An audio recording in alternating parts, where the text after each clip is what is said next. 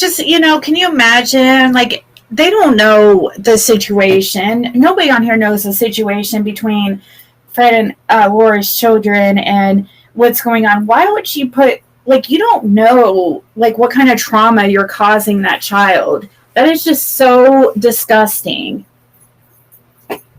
When you're telling them horrible things, when you know they're probably already hurt from being separated from their, parents, why would you do that?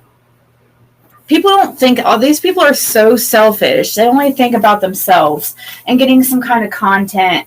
Like, at what cost? What kind of karma do you think that brings somebody? And she says, environmental neglect speaks for itself.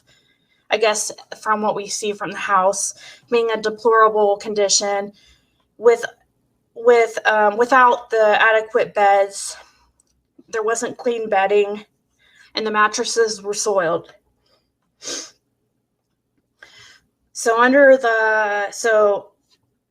We've seen that environmental neglect. We saw that from what we've seen ourselves. That's what's. So nutritional neglect. The boys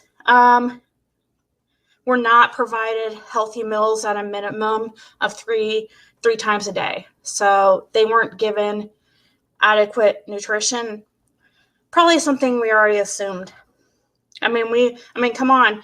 None of us no meals or any type of food was mentioned the day Summer went missing, except a slushie, right?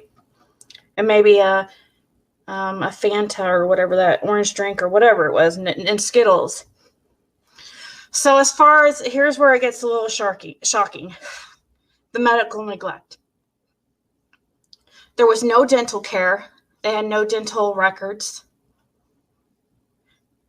Well, she said, I shouldn't say there was no dental records. All I was told was dental care was not provided. So I don't know if that's I guess she didn't have any records of that. And I would assume that, and this is what I mentioned to her. I said, I'm surprised because surely they qualify for Medicaid, right? I mean, even though Candace and Dawn are married, I mean, they still would qualify for Medicaid for at least, at the very minimum, health insurance for those boys. Maybe not food stamps and stuff, but definitely Medicaid and insurance. So there's no excuse for that. And dental is always provided for kids that are under 18, okay? For adults, it's not always provided. It depends what state you're in, but for kids, yeah. So they were not going to the doctor. They never went to the doctor. They were lice infested, and we're talking they had body lice. I didn't even know there was such a thing, okay? So they weren't given any type of, they were considered neglectful because they did not take them to the doctor for a body lice.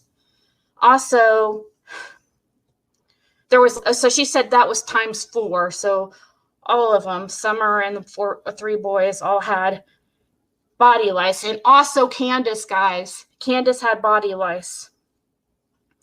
Scabies. She didn't tell me how many had scabies, but at least one of them had scabies and was not given proper doctor or medical care for that.